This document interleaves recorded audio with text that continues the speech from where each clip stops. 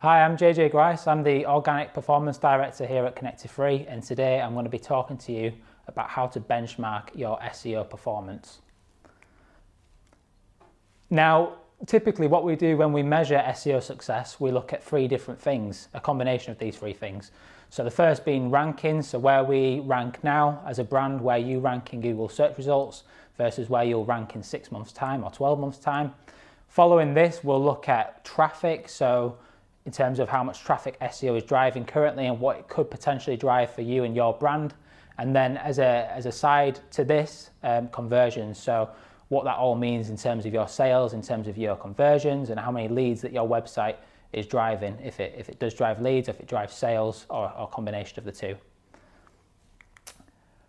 In terms of rankings, rankings alone don't always tell the full story. So this was a client that came to us a few months ago, so earlier this year they came to us, and you can see by this search metrics graph that over the course of 2 years they saw 220% increase in visibility. So it all looks good on that front. Rankings seem to be going in the right direction, but they don't always tell the story. And what I mean by that is that for this particular brand, their core traffic was down 10%. So despite this trend that we see in search metrics, their core traffic was down 10%. So what this is saying really is that the rankings that they had, the keywords that they were driving traffic through, weren't as important to them as a brand, which is why their core traffic, so the rankings that they do care about as a brand, they were actually struggling over this period of time. So despite what we see here with this amazing trend graph, their core traffic was subsequently down 10%. So it doesn't always tell you the full story.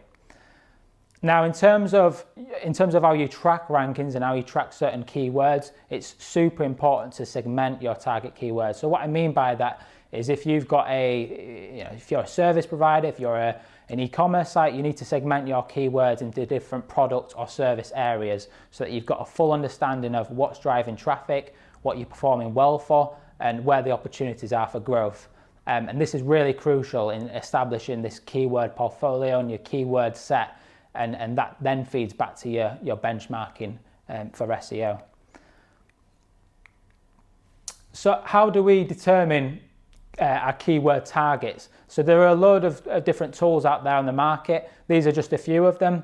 Some of these are paid for tools, some of these are free tools, and they all have their own unique strengths. But what I'm going to be talking to you today about in particular is Google Ads and Google Search Console. These two tools and platforms are really important for the way in which we benchmark our clients' SEO performance, and I'm going to talk to you today about the benefits of these two in particular. So when it comes to Google Ads, so they have the Google Keyword Planner. You can use that to get an idea of the keywords that you want to target.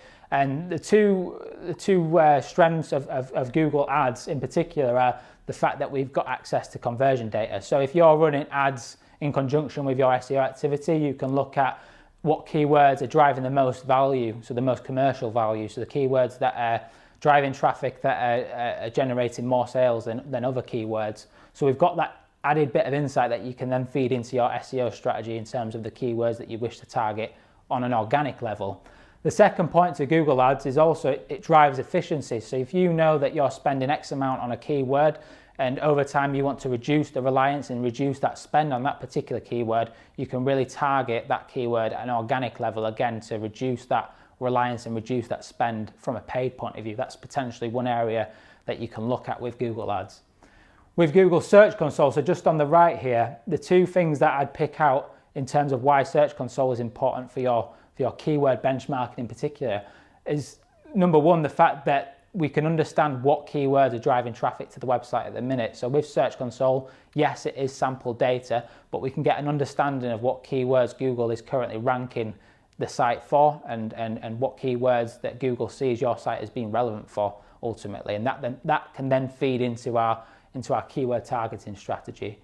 And the second point with Search Console is that we've got access to SERP engagement data. So what I mean by that is that the keywords that Search Console gives us, we can see and get an understanding of how many clicks that you get from the keywords in Search Console. So, the click-through rates, the average position. So you might have a particular keyword that ranks particularly well, but gets a low click-through rate, whereas you might have a keyword that ranks not so well, so maybe 5th, 6th, 7th on Google search result, and that might get a higher click-through rate. So that understanding of click-through rates is really important to inform your overall keyword strategy. And then with this data, so once you've collected your keywords, you can start to map out a basic framework for your SEO benchmarking. So we can start with our keyword categories. So once we've done that segmentation exercise and worked out which keywords sit in which segments and which categories, we can then understand the volume, so the opportunity behind those keywords. So we can look at Google Keyword Planner, for example, will give you that volume data, and then you can overlay that with the keywords that you've collected, the keywords that are important to you and your business. The third being traffic potential. So the way in which we understand traffic potential is that it's important to overlay a click-through rate model to those keywords, and once we've got the search volumes for those keywords, we can overlay a click-through rate model to those. So that will then give us an estimated traffic potential. If your brand was to rank number 1 for each of these keywords, we can understand how much traffic is available if it did rank position 1 for these keywords. And then the final point with this is that we can then understand our organic share. So we can overlay the ranking data with the traffic potential data and work out what percentage share of the market that you currently own based on your ranking position and based on the traffic potential of the keywords that you've uncovered. Now, a conversation that I've had quite often with certain brands and certain clients that I've worked with over the years, just a little bit more about me. I've worked in SEO for the last 8.5 years. So I started at Branded Free a long time ago, and I've worked in SEO ever since. So I've had numerous conversations with different brands and different clients about the keywords that they should be targeting and how we benchmark our keyword and our overall SEO performance. And something that comes up quite often is almost an obsession with a particular keyword. So it might be a brand that offers trainers, for example, so men's trainers, and they want to rank specifically for men's trainers or ladies trainers, and that might be a vanity keyword, but it's a conversation that comes up quite often with a lot of different brands. And I think it's important to really cover this subject and really talk about the types of conversations that you should be having with your own managers or with your own teams in your own companies. So what I would say, if you are caught up on one particular keyword or a small sample of keywords, not to forget about the 90% of keywords that are actually driving traffic to your site. So from my experience, just working with numerous brands across numerous sectors, the headline keyword will probably only account for about 10%, even less than your overall non-brand traffic. So there's a good 90% of your traffic that you're effectively ignoring if you're concentrating too much on a particular keyword or a particular set of keywords. So it's super important not to neglect this 90%, because this 90% will ultimately fuel the rest of your traffic. It will fuel your sales and it will fuel your overall SEO performance. So it's really important not to forget and not to ignore the rest of the traffic that is making up your overall organic traffic. But one thing that I would say is that it's important to understand the importance of particular keywords. So an example that I've given here is car finance. So car finance is a big product in the UK. It's boomed over the last 5 to 10 years as a product. And you can see here the average search volume for car finance as a keyword. The average monthly search volume is 110,000 searches a month. So what that means in terms of where you rank for this keyword if you're a car finance provider, being position 1, if you have a click-through rate of 15.5%, applying that to that overall number, that 110,000, you're likely getting around 17,000 organic sessions a month. Now, if you drop to second, that drops by about 3,500 sessions, and then third, it drops by another 6,000 sessions, and then fourth, just over 8,000, and then fifth, just over 10,000. So I think it's important not to get too hung up on particular keywords, but at the same time, understand their importance and particularly understand their commercial importance, because there's a lot of traffic there to be lost. You know, the difference between ranking 1 and 5 over a period of time could be anywhere between around 10,000 sessions as a loss. Over the course of the year, that's about 120,000 sessions that you've effectively lost being ranked 5th instead of 1st. So it is important to understand the importance of these keywords.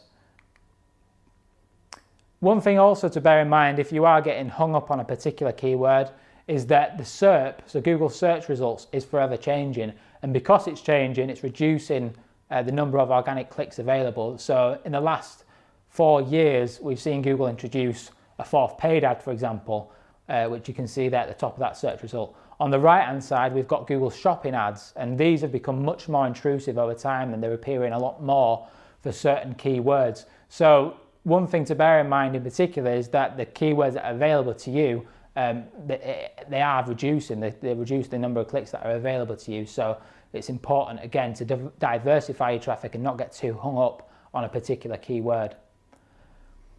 And again, just from my own experience, and this is a particular brand that we work with, so this is just over the course of a month, you can see here the change in position for one of their particular headline keywords, and you can see that it jumps anywhere between position 1 and position 3. So position 3, it ranked third 10th of May, and then again I think on the 17th of May, but over the course of the month it's jumped in between those top 3 positions. So again, something else to bear in mind is that keywords will naturally change quite a lot. Your ranking positions will change quite a lot, and it's important to factor that into your reporting, whether that's to your internal teams or whether that's to your own clients.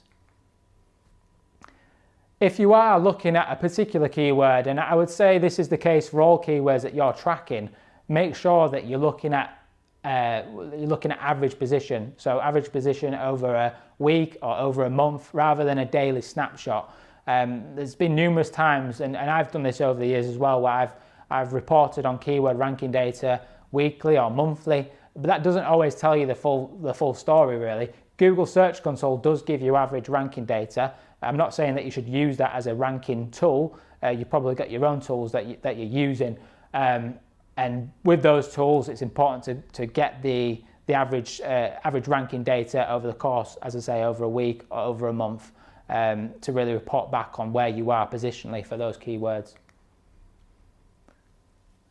So once we've got the keyword data and we understand the types of keywords that we want to be ranking for, it's then important to look at traffic splits. So look at the difference between your brand traffic and your non-brand traffic. So the way in which we do this here at Connected Free, it's a fairly simple model, and it's one that you can apply to your own understanding and learning of SEO. So we use Search Console to understand brand split and non-brand split. So in Search Console, the performance report in Search Console, you can then filter your queries for your brand name. So if you're Nike, for example, you would filter this for Nike, and anything that returns for Nike is effectively your brand term. And the numbers there on the top that you can see just behind that screenshot are the raw numbers that you will get once we've gone through this exercise. Something to bear in mind though is what I would say is, I've used the example here of JD Sports. So JD Sports, big brand here in the UK. You could search for JD in a number of different ways. You can search just generically for JD, JD Sports as one word, JD Shop even. So in terms of understanding your brand traffic split, you need to work out what are customers typically searching for in relation to your brand, and then apply that to your query filter. So in here, for example, you would apply JD instead of JD Sports, because people might search just generically for JD. You would just apply JD just in that example. It's also important as well, so just before I jump onto this slide, it's also important as well to understand misspellings as well. So I've worked with brands in the past where customers would they would misspell the brand name. So it's important to capture those as well in your Search Console analysis when you are filtering out for certain keywords.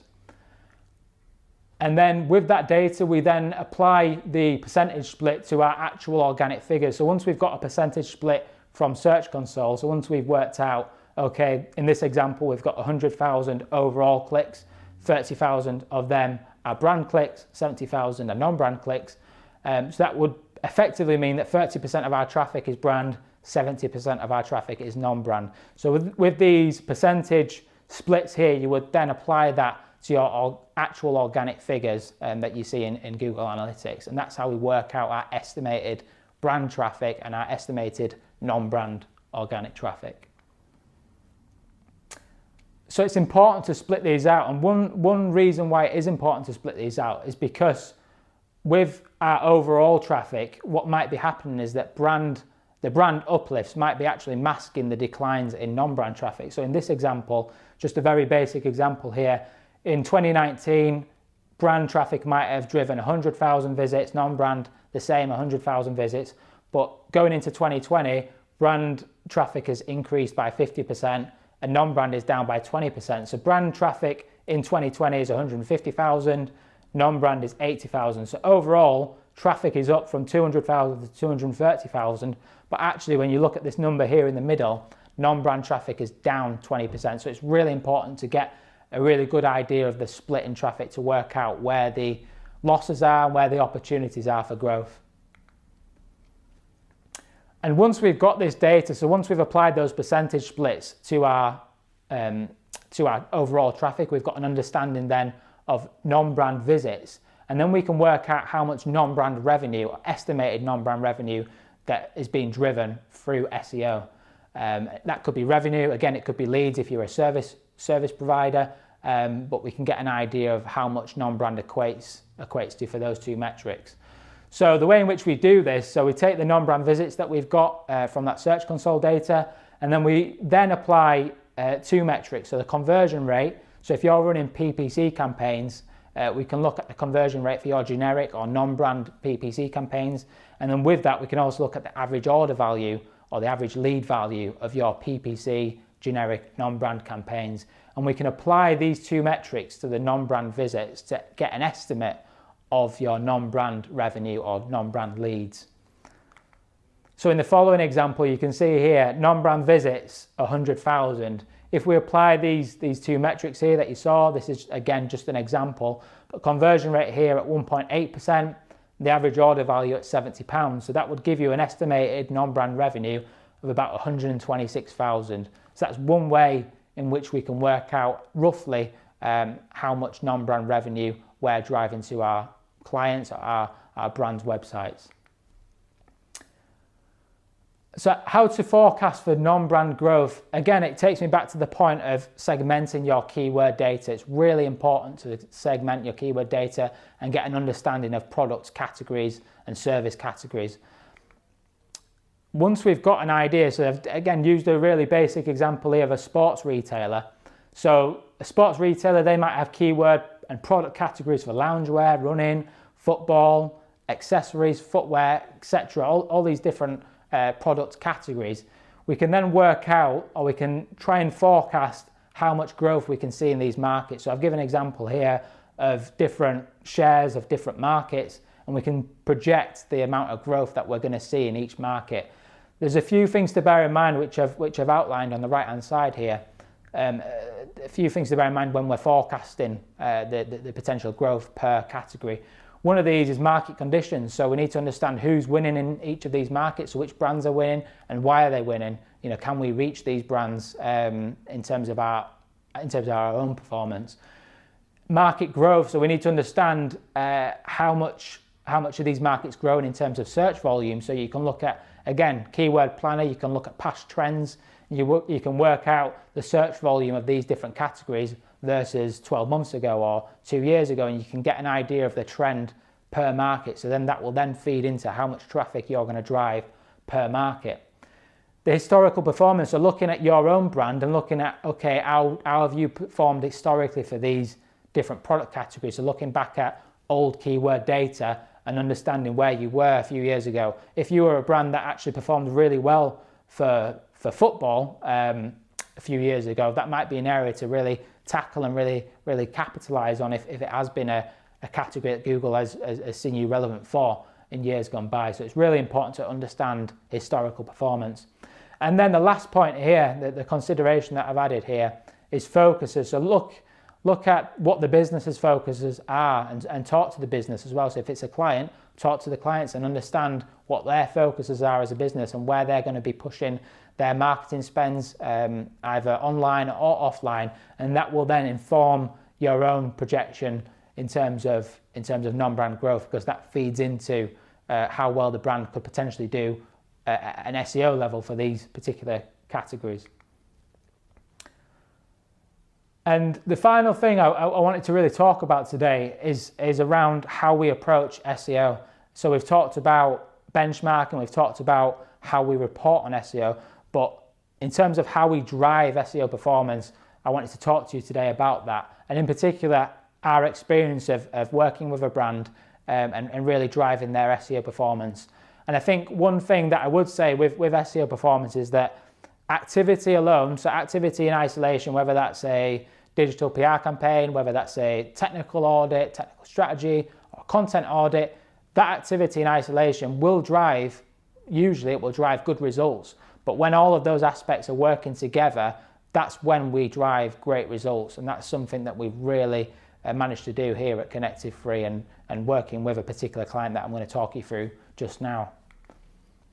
So that client is Thoughtful. So Thoughtful are a card brand. They're essentially, when they came to us, when we first started Connective Free, they were a Moonpig Funky Pigeon Challenger brand. So they are an online card marketplace. They do a lot of fun content, a lot of cheeky cards, and demand in their products actually since lockdown earlier this year has absolutely exploded.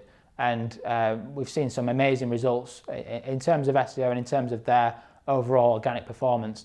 This is something that I shared on social media earlier this year. So when Thoughtful originally came to us, we had a lot of different blockers to begin with from a development point of view. So in terms of their website, we weren't able to make many changes to the website just because of a number of different issues and development blockers that we had originally. So in the first few months, we were doing a lot of content marketing activity, so going out with creative campaigns and really building links back to Thoughtful's website. But from December, January onwards, you can see the uplift here. So that initial uplift that we saw in visibility was 40% just running that content marketing activity. But since December, January time, that uplift in visibility has gone from 40% growth to 80% growth. And that's just really a pure example of running activity in conjunction and having your SEO activity running together as an overall piece. And some of the things that we've done from an on-site point of view for Thoughtful, we've looked at their navigation, their site structure. So this is something that they didn't have originally. Their site is built on Angular. It's a single page application, so it's very dynamic in its nature. And something that they didn't have when they came to us was a basic site structure. So we built out all these different category pages that you can see here in the navigation. And this has driven some amazing results, and it's really optimized their website. And they're now able to rank for things like dad birthday cards and 30th birthday cards, 40th birthday cards, etc. Just by developing this really clean site navigation and site structure. And that was a really big piece of technical work that we undertook for Thoughtful from February onwards. And in conjunction with this, on the creative side, we've used and we've gone out with a lot of creative content over the last 12 months of working with Thoughtful. So on the left-hand side, you can see there an example of some content that we went out with for Yorkshire Day, which was last year. It's a yearly event, but that was some content that we did there. The middle screenshot you can see here was the cost of babies. So how much a baby would cost you. So if you're the godmother, godfather, uncle, auntie, how much would your niece, nephew, your loved one would cost you over a period of time? And that was a really fun and engaging piece of content. And then we also did some work with their creators where we designed cards for the LGBTQ plus community as well. And that managed to build us some links because of the creativeness of that content. And overall, over the last 12 months, we've managed to build over 500 links for Thoughtful over the last 12 months, which is just a phenomenal stat. Something else we did, so as I mentioned, the demand for Thoughtful as a brand and their product has exploded since lockdown. You can see here the trends for lockdown cards, quarantine cards, isolation cards, similar. You can see the explosion in search volume for these particular products. And what we did with Thoughtful, we were the first to react to this really. So we immediately got a category page live. We had their creators create all this wonderful lockdown content, and we managed to rank this page because we were the first to really react to this growing trend. We were the first we actually came in on top. So we ranked organically first for all these different keywords that you can see on the right hand side. The demand for these keywords has dropped since, so that it's not as popular as it was in its peak in around April, May time. But because we were the first brand and we ultimately reacted to this as a trend, we managed to see some amazing results. And with Thoughtful, I think it's worth mentioning as well that we can talk about creative campaigns and some bigger pieces that we've done for them, but small changes also go a long way. And this is something else that I shared on social media earlier this year. So something really basic that we did for Thoughtful quite early on was we added a little blurb to their homepage, which was just a blurb describing the company, just a short paragraph of text that you can see there on the bottom of that screenshot. And what this did was that it made the homepage much more relevant for their general broad card search terms. So their homepage ranks for cards, online cards, greeting cards, all these very broad card terms.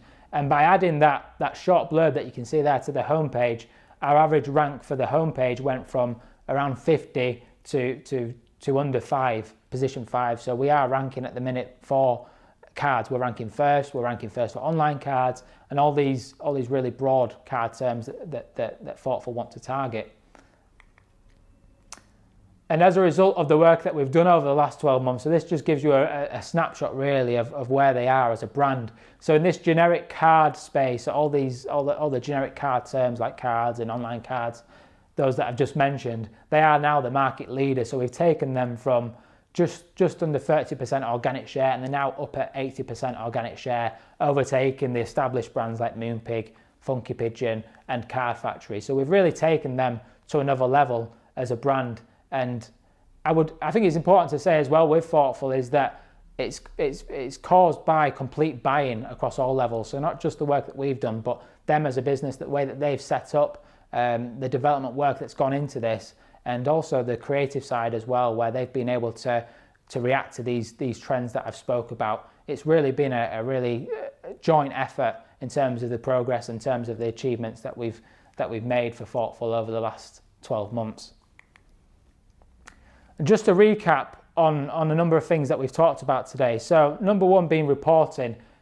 It's vital to segment your keywords, so understand where you are in different keyword markets and where you see yourself going in each keyword category.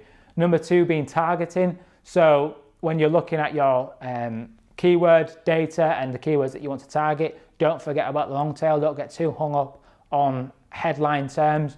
It's important to understand also the commercial impact of your keyword. So if you have got PPC data, make sure that data is informing your SEO keyword targeting. At a forecasting level, use Search Console to understand your traffic split. So make sure that you understand exactly, or an estimate even, of your brand traffic and your non-brand traffic and how they're growing over time. And with that as well, applying your PPC conversion data to your non-brand visits to understand that non-brand revenue piece too. So understand how much non-brand revenue you're driving to your brand's website. And the final point that I wanted to recap on is strategy. So really take an holistic view of SEO. Make sure that you're not just running activity in isolation. You're not just running a PR campaign in isolation or a technical audit in isolation. Make sure that you're doing those things together. And as I mentioned earlier, that's the activity that's going to get you great results and not just good results. And that's certainly what we've seen here at Connective 3 over the last 12 months. Thank you very much.